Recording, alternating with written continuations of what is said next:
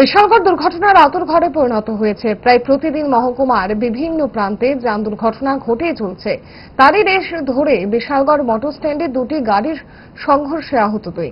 রবির সকালে বিশালগড় মোটর স্ট্যান্ডে TR01D2332 নম্বরের একটি গাড়ির সঙ্গে 24BH8765C নম্বরের গাড়ির সংঘর্ষ ঘটে।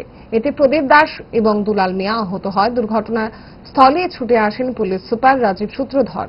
খবর দেওয়া হয় অগ্নি নির্বাপক দপ্তরের কর্মীদেরকে। দপ্তরের কর্মীরা ঘটনাস্থলে ছুটে গিয়ে আহত প্রদীপ দাস এবং দুলাল মিয়াকে উদ্ধার করে মহকুমা হাসপাতালে নিয়ে আসে। বিশালগড় অত্র এলাকায় যান দুর্ঘটনার হিড়িক রোধ করতে প্রশাসন ব্যর্থ। তবে যান চালকদের অসতর্কতার কারণেই দুর্ঘটনা ঘটেছে বলে বিশালগড়বাসীর অভিমত।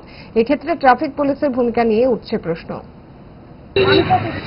আমাদের বিশালগড় স্পেশাল খবর আছে যে বিশালগড়ের মোটর স্ট্যান্ডে এখানে একটা অ্যাক্সিডেন্ট হয়েছে। তো খবর পর সকাল সকাল আমরা এখানে গেলাম, গিয়ে দেখলাম যে একটা বুলেরো গাড়ি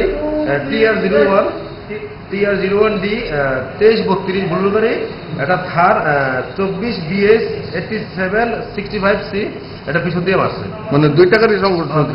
কতজন আহত হয়েছে? আমরা দুইজন পাইছি, দুইজন ধরে নিয়েছি। কি নাম তাদের? প্রদীপ দাস এবং দুলাল মিয়া।